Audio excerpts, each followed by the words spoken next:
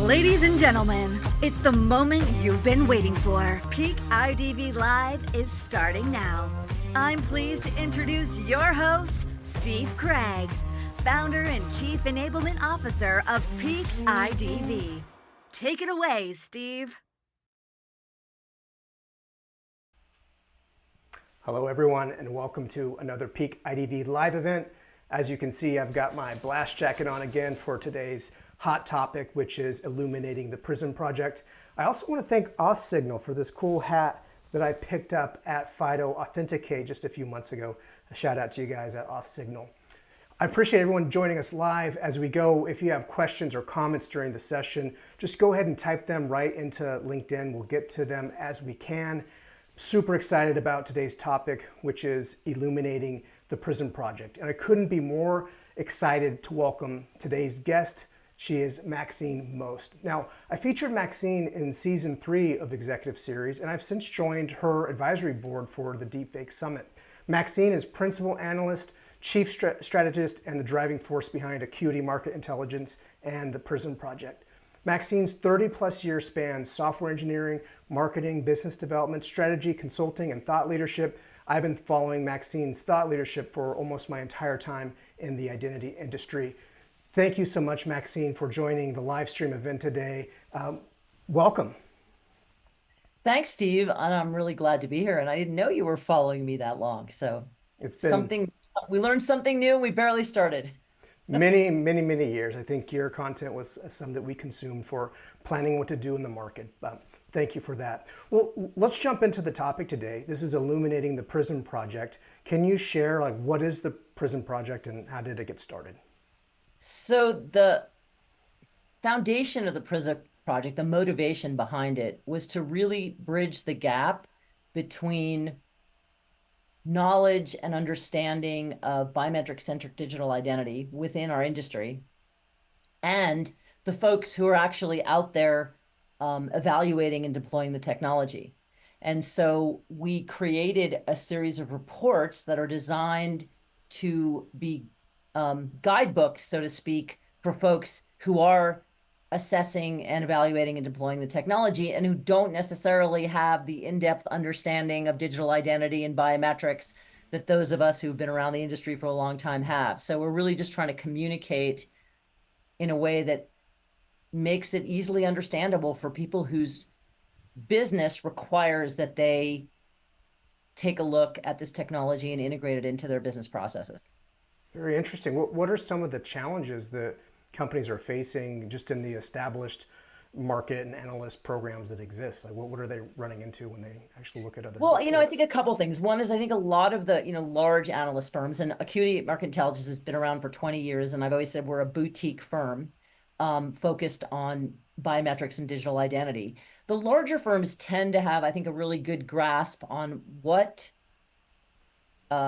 leadership in enterprises are thinking today. But I don't think they do a very good job of really visioning how the technology and solutions that are being developed today are going to be used by these folks in the future. They're really sort of very good at telling you where they are and what happened in the past. They're not so good at really understanding what the future is and where the tech is going and where the solutions space is going. And so we've really cut out a little niche Acuity has over the years. And we brought that into the Prism project to say, hey, we're going to look specifically at biometric-centric digital identity. We've created this ecosystem model for people who, again, are not experts necessarily in digital identity, but want to have some kind of foundation to understand how all these different types of technologies, authentication technologies, biometric identification and verification, work with remote identity verification and identity platforms, and what role sort of the relying parties play, what role the integrators and solutions providers play, and what kind of infrastructure is in place. So it's trying to present a view of the market to help people kind of wrap their heads around it, because it is really complicated. There's so much complexity, just those different categories that you've mentioned, whether you're identity verification or authentication or your biometric auth or you're a biometric platform. How is the Prism landscape itself laid out? I understand there Well, are let me show you, Steve. Okay, yeah, tee up the screen share and Yep, we'll the show screen the share. Yeah, audience. I've got some images. So I'm just going to share an image with you of our latest preview of the flagship Prism. And this is the flagship Prism report is actually the next one we're going to be coming out with. And it just kind of lays out this view of the industry. And the reason we laid it out in this way is because it is an ecosystem. A lot of the market models you see are sort of boxes and sort of rectangular stacked boxes, if you will. And, that doesn't really reflect the way the industry works. I know there's some other models out there as well, but we're the only ones who are really taking a biometric centric approach to digital identity. And so we create these categories and try to help the folks that are evaluating and deploying this technology to put it into context. And what's super interesting about the Prism is that, a lot of companies say, well, I don't just fit in one beam, and we understand that, right? We're trying to kind of force a flexible, dynamic ecosystem into a model, but that's what we do as human beings to try to make sense of it. Very interesting. Yeah, and what's really interesting too is like a lot of the vendors in certain beams are like, oh yeah, we partner with this vendor and that beam and this vendor and that beam. And so, going forward, we're going to try to think about ways to reflect those sort of relationships. We consider the Prism to be an evolving model. Some of the companies that put out these market models, like they've had the same model for 40 years. And we think that this is kind of a living, organic evolution that we're participating in, and we're collaborating across the industry to define and refine. We put these things out and then we get feedback and we're like, oh yeah, we need to change this beam name or we need to shift it around. So it's a very collaborative, dynamic process within the industry and across the industry.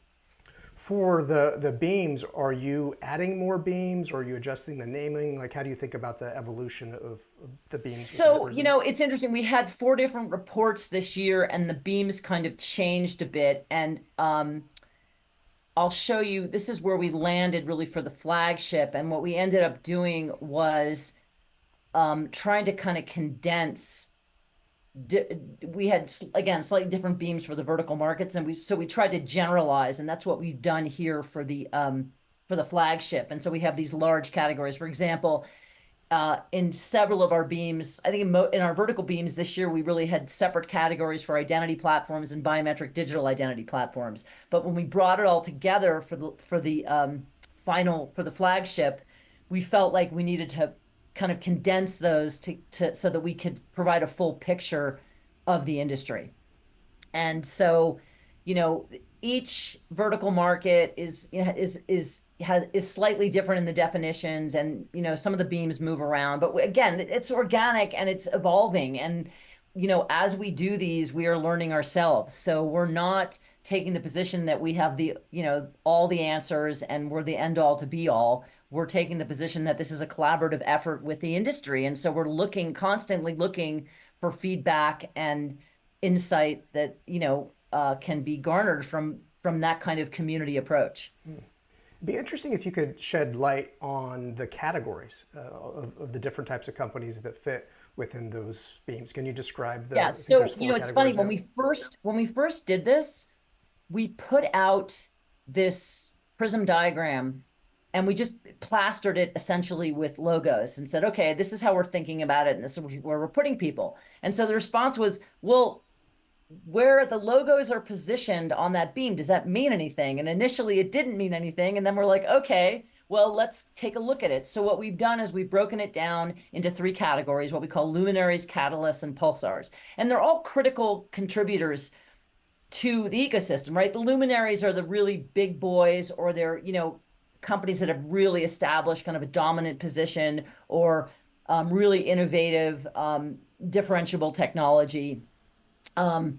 Catalysts are companies, many of whom have been around for a while and are repositioning within this new ecosystem, or are, smaller players that are kind of trying to find their way in this sort of larger ecosystem. And the pulsars tend to be like some of those are startups, some of those are companies that may have been doing something totally different and are shifting gears, and we have a evaluation metrics. And if you pull up any of the Prism reports, you'll see we clarify what those metrics are in each of the reports. And again, sometimes there's slightly different metrics or labels within. We use 6 metrics, and then we have a slightly different label for a specific category. So again, we're trying to create a model that's useful, but we don't want to be so stodgy about it that we can't be flexible in having it make sense. In other words, we'd rather shift the model around to make it make sense for the market than just try to shove everything into a predefined market model, if that makes sense. Yeah, it does. So you've got the other, yeah, and just one more cool thing. So if you do, for the sponsors that are part of the Prism project, and this is not a pay to play. We evaluate companies. You don't have to be a sponsor to be evaluated. If you don't see yourself in the Prism and you want to be, reach out. We have a questionnaire. We can set up a briefing. So we include everybody. We're not like we want this to grow and be a community kind of experience. But if you do sponsor, one of the cool things with the sponsorship is that we issued what we call our Prism badges, and this correlates to the position that you have. It's not sure. Oh, there it is. Okay, you have on the Prism, right? So we have the luminaries, the catalysts, and the pulsars, and then if you notice, we have in the Prism in the middle position, which I didn't really talk about. We have really our titans, and those tend to be really large companies that have a presence or have relationships across the entire Prism landscape, and they get the gold badges or the refractor. We call them refractors. Clearly, we are pushing this light metaphor to an extreme. No, I like it, and the actual landscape diagram itself it's like a prism, like how the light. Yeah, and so your cool graphics on the live stream too, which I appreciate, Steve. Yeah. But yeah, like we we found this metaphor, and it tends to work. Like we have something called the Prism lens, which is a sort of octagon that we use for each of the vertical markets to describe the key critical driving trends within those markets. And those are not things that Acuity's come up with or the Prism Project has come up with. Those are concepts that we get from big consulting firms like McKinsey and Deloitte and Accenture, and these guys who were spending a ton of time talking to the big enterprise companies and looking at what factors in the market are really influencing their decision making. So we use that, the Prism, that's the lens, and that's the framework through which we then say, okay, if these are the major challenges that you're facing in financial services or travel and hospitality or government services, then we're going to take that Prism lens and then we're going to say, okay, here's how biometric-centric digital identity can actually help you address each of those category of problems, right? And again, it's very much about being focused on the folks that are trying to figure out how to deploy this technology within their specific ecosystem. That's really great foundation for understanding the landscape itself and then the different categories within those. Can you talk us through the different types of reports? Because I understand there are multiple, and can you go through those particular ones you've done in this last year? Absolutely. Yep. So we started out last year, and I'll bring up this really cool image of our reports that we can share with you. We started last year with the Flagship. That was our initial report. It was the 2023 Flagship, and you see on the left of your screen, that is the initial report. And when we started this, we really didn't even know where we were going with it. We were just we had created this Prism model. We'd gotten a lot of feedback. We introduced it on social media and it went crazy. I think we had like over 50,000 impressions of this model within several weeks online. It kind of went crazy. So we thought we had something, and then we ended up developing the report, put that report out. And the feedback we got was, hey, we'd love to see this kind of thing for key vertical markets. So this year in 2023, we did financial services, we did travel and hospitality, which travel and hospitality includes what we call from curb to destination. It's not just like within the airport, which is how most people think about travel or cruise ships, but it's like from from departure through arrival, through local transportation, through, theme parks or stadiums or conference venues or what have you, right? So it's looking at that journey as from the first time you're booking your ticket essentially to go somewhere to arriving in your destination and participating in events and entertainment. And then we did our most recent one was the government services, which we just published last month.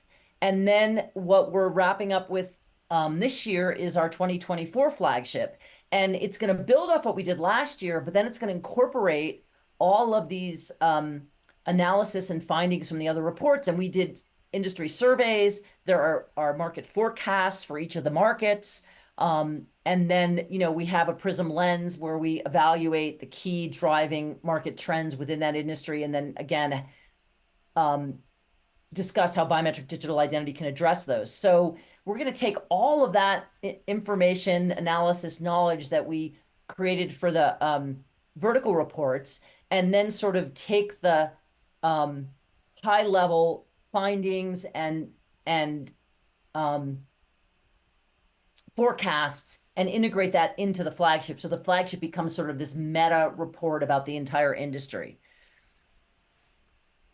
What are some of the other key differences with the flagship in particular versus the vertical slices? I understand it's the roll up. Is there anything you're changing up or doing differently than what you did? Well, we're also going to cut, I think it's two things. One, it's rolling up 2024, and then it's setting the stage for what we see coming in 2025 and the key developments we see going on in the industry and the issues that are really driving the marketplace. And so for 2025, we're going to be probably issuing updates to the vertical reports, minor updates, but primarily we're going to be focusing on issues-based reports. So we're going to do 2 issues-based reports and then do another flagship at the end of the year. Now, there are sort of, originally there were 2 main ideas for the issues-based reports. One is synthetic identity and deepfakes, and the other was privacy and compliance. Had some conversations again with some folks in the industry and came up with a third option, which is sort of customer experience and fraud. And I think this is so interesting because one of the things that really came out of the research we did this year is understanding that while a lot of people, and this came out in the survey, have within the end user community are motivated to deploy this technology and have a high level of confidence that the technology will work to address fraud, to address operational efficiency and automation. Their confidence and their motivation on the customer service or customer experience side is a bit lower, which I find super interesting because what we are seeing is the companies that are approaching the use of this technology from the customer experience standpoint are reaping the benefits of the fraud reduction and the operational efficiency and the automation on the back end, but they are bringing tremendous value to their organizations because of the customer experience, improvements in customer experience. So it's like it's 2 sides of the same coin in a way. You can look at it from the perspective of operational efficiency and fraud, right? You can look at it through the lens of customer experience. The benefits, I just think the benefits you reap are more profound as an organization if you're starting from that customer experience perspective. So anyway, that a lot of people are really interested in that. So I put a poll out on LinkedIn. If you're interested in engaging and collaborating, there's a poll that I posted on my LinkedIn account, and those 3 topics are there. And then there's an opportunity to add other topics and vote on what you'd like to see the Prism project cover next year. So we'll have those 2 issues-based reports. And again, we're going to be looking at the industry kind of through the lens of those issues. And I think it's really powerful. It's just another powerful way to kind of understand the marketplace. And again, these reports are targeted not towards industry insiders per se, but people who aren't. So it gives them the kind of information that they need to understand this stuff instead of just being overwhelmed. Because, we all know in our day-to-day lives, in our professional careers, we're all in overwhelm mode these days.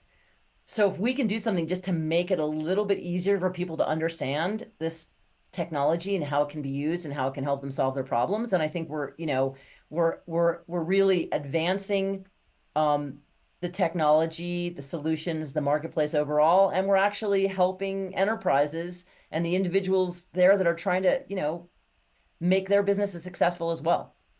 I really appreciate this dual value you're creating in the market, Maxine, because you've got those that want to implement these technologies, and then you have those companies that want to educate the market on the offering and the state of the art.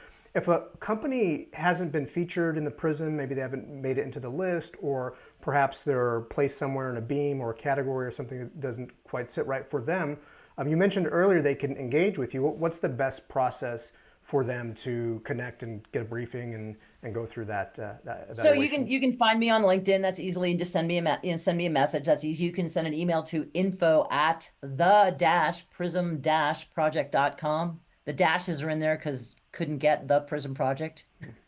Very hard to get the URLs you want these days. But so yeah, you can send me an email. You can find me on LinkedIn. You can Google the Prism project. You can Google Acuity Market Intelligence. It's super easy to find a way to reach me. And again, I said this, this is not a pay to play. We are happy to include companies. We're happy to do briefings.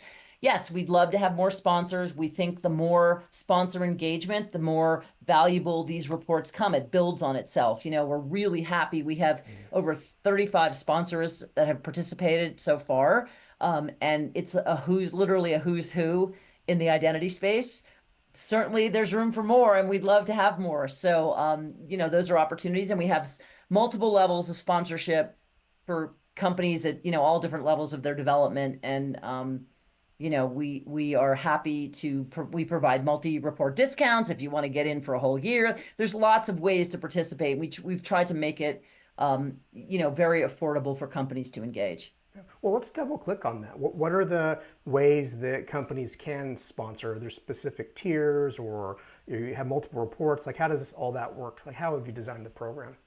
So there's 4 basic tiers of sponsorship, and there's discounts for multi-report participation. And, if you go to the website now, you're going to see our pricing from 2024. We are, probably that pricing model is going to change a little bit for next year. People who want to lock in for 2024 prices for 2025 can reach out to us in the next couple of weeks. But we have our basic sponsorship is a logo sponsorship, and when I pulled up the Prism, you saw all those logos, and I think there are over 250 in our flagship report right now. Can you flip back to that just so I can show I certainly can. Let me just do that. I will. The many logos of the Prism. Anyway, so you see, like, there's a lot of logos there, and so this is what we call our promotional Prism, and you can see right there it says this is our preview, and basically in the final Prism, sponsoring companies will have their logos represented, and non-sponsoring companies will just have a text string with the name of the company. And in the final Prism, again, we're going to be using those evaluation criteria, and every vendor will be placed as a luminary, a catalyst, a pulsar, or as an identity titan. So the basic logo sponsorship gets you your logo in the final Prism where everyone's positioned. It also gets you a logo next to your evaluation, because every vendor logo that you see, every one of those vendors it has an evaluation in the Prism report. So you would get your logo placed there. And then also when we publish the reports, we have our first internal page is a thank you to all the sponsors, and you're listed there as well. And then when we do presentations, when we do press releases, whenever we do any kind of promotion, you're included and mentioned as a sponsor of the Prism. So that's just the basic sponsorship level. The next level up is what we call a half-page profile, or in the vertical reports, a use case. So we basically have a half page within the report, which will precede the evaluations, where your company is highlighted, profiled, within your beam. All the evaluations are done by beam. And so you'll have, your logo and your position, a little graphic that represents your position on the Prism project. We're working for next year to figure out if there's a way that we can represent companies that actually have a presence across multiple beams. We haven't figured that out yet, but we're working on it. And then we write a independent assessment of your company based on a questionnaire that we send to you and a briefing that we conduct. So that's the second level. And then the third level is a full page sponsorship. And oh, by the way, the half page and the full page sponsorships also include the logo sponsorship that's integrated in. So that would be a full page. And any, I don't have images of these. I should have pulled them up. But if you're interested, if you go to the Prism Project website and scroll down to the bottom of the homepage, all the logos of the sponsors are included. And those with half and full page profiles, if you click on them, you can see their profiles. So again, this is an independent assessment of your company in the context of the Prism ecosystem. So it's logo, half page, full page. And then the other option we have, which some of our sponsors really like, is that we will create a custom version of the Prism report that highlights just your organization. So it would be the analysis, the forecast, all of that stuff that provides the context for understanding the marketplace. And then we include your full page profile. And we also will conduct a customized sort of multi-question interview with the executive of your choice. That can be written, or we can do that via Zoom, and we'll incorporate, and those questions are based on your profile. So it's incorporating more context for who you are as an organization within the marketplace. And again, when you do a custom report, you are also a full page sponsor. So you get the full page sponsorship in the report and the logo sponsorship and all of that benefits. So the benefits kind of accrue as you go up in terms of the commitment that you make as a sponsor. What are some of the ways that the companies, the solution providers that would go into the Prism, how are they using their placement or their sponsorships beyond the report itself? So it's really interesting. What we're really seeing is a couple things. One is we've had reports from Prism sponsors that they were received limited invitations to limited RFIs from Fortune 500 companies who are using the report to actually do their own internal assessment. We're hearing particularly from CROs that they're finding it to be an incredibly valuable sales tool because it's an independent assessment. So when they're responding to qualified leads, they can then provide content that isn't their marketing content, right? It's generated by a third party. The QD's been around for 20 years, so it's a way to bring sort of reliable external evaluations and assessments to a sales development process, and we have a lot of vendors who are using it to distribute just in general to do market education and as part of their outreach, and to use it themselves for their own competitive analysis. In fact, one CRO said that they were using it to train their new sales reps when they came on board, because it was the best tool they had to give them an understanding of where they played in the marketplace. So very internal, cool. External marketing, sales, thought leadership, lots of opportunities. And the content we create is then, is freely accessible to the sponsors to use for whatever they want to use it for, right? We basically give this thing away because we want everyone to have it, right? So lots of, yes, we have a gated download on the website, but we also know that sponsors are just sharing this freely throughout the ecosystem, and we're fine with that because the objective is to get as many eyes as possible on this and to really have an impact as broadly as we can. It's very cool. I was looking at the Prism sponsors, and I like to track activity on LinkedIn, and that includes their press releases or the landing pages. One of the things we love about you, Steve. and I was just doing a little data analysis looking at the followership levels of the companies that participate in this. And I just summed it up, and I know there's probably an overlap and it's not all unique counts, but over 800,000 potential follower views as these companies come on and start promoting. So congratulations on that reach and working with these companies to raise the tide. We have a couple Yeah, we have a couple big companies like we have Ademia and CETA, and those guys have enormous followings online and have tremendous global footprint. And so, and we're just as happy to have small companies like there's a company called Indicio that is working actually with CETA on a digital travel credential for in Aruba. And so we have tiny little companies, we have massive companies, we have everybody in between. We have upstarts, we have people who've been around for a while. We it's representative of the industry, and that's what we like to see.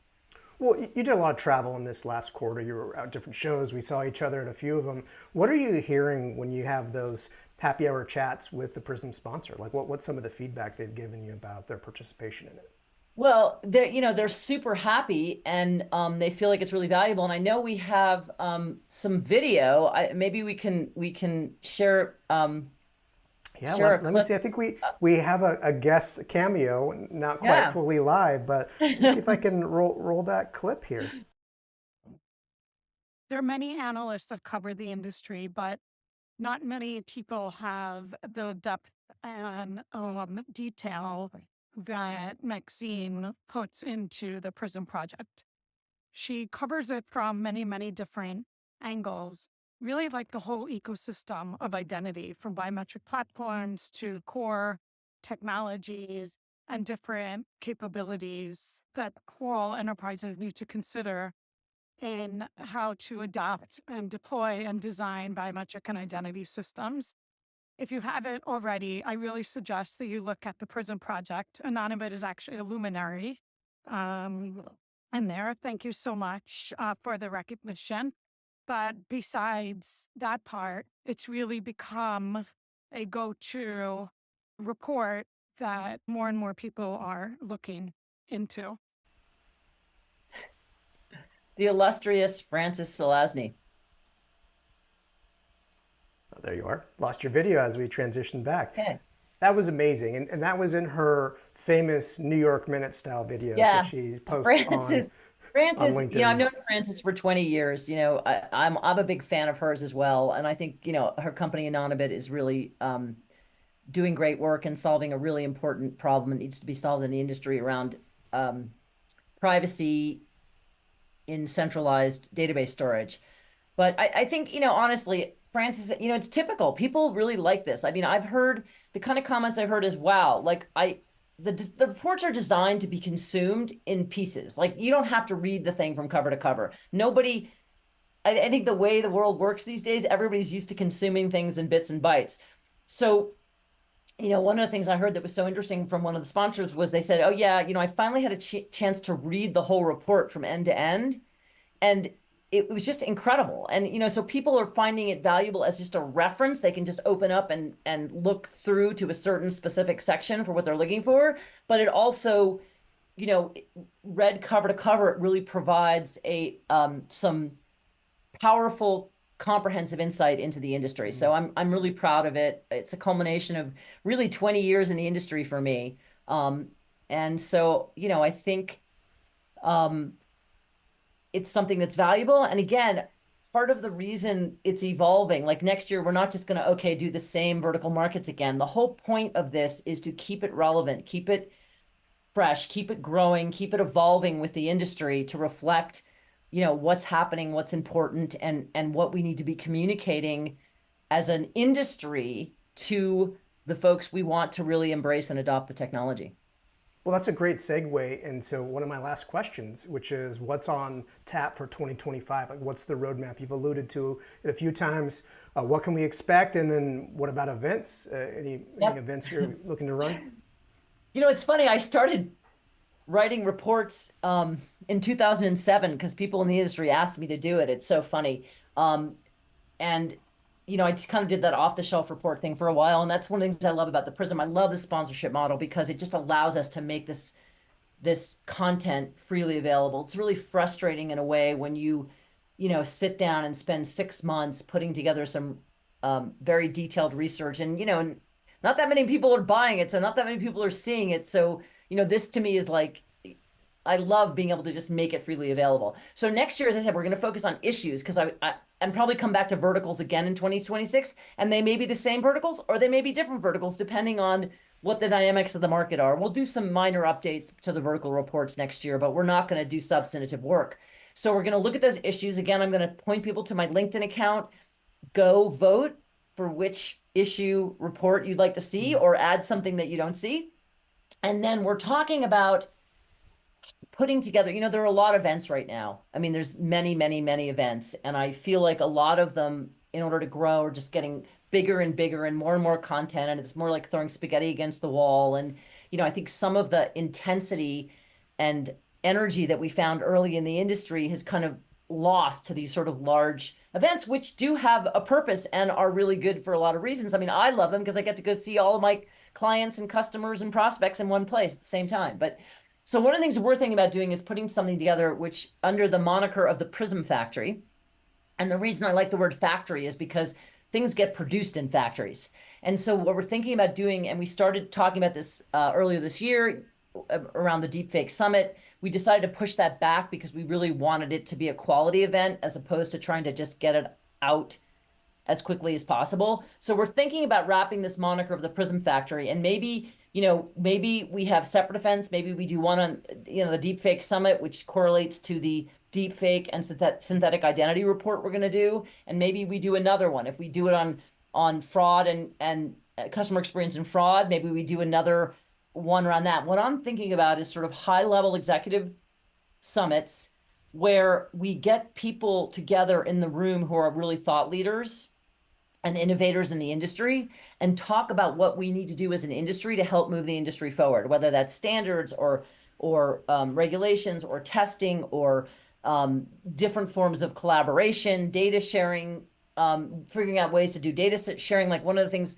the recent announcements was that CETA and IDEMIA, who you think of as kind of arch competitors in the travel biometric digital identity travel space, are actually collaborating so that you can share data across platforms. So regardless of where someone enrolls into a biometric digital identity system, they can be verified at different touch points, regardless of who actually installed them, right? So these kind of things are the kind of things from my perspective that we need to be thinking about in order to move the industry forward. So I'm thinking, like 100, 150 people, thought leaders, really interesting, maybe controversial topics of conversation and some workshopping, so that basically you would walk out of these events and it would be kind of Charterhouse rules where, there'd be coverage, but nobody's like attributing any specific comments to any specific people or companies.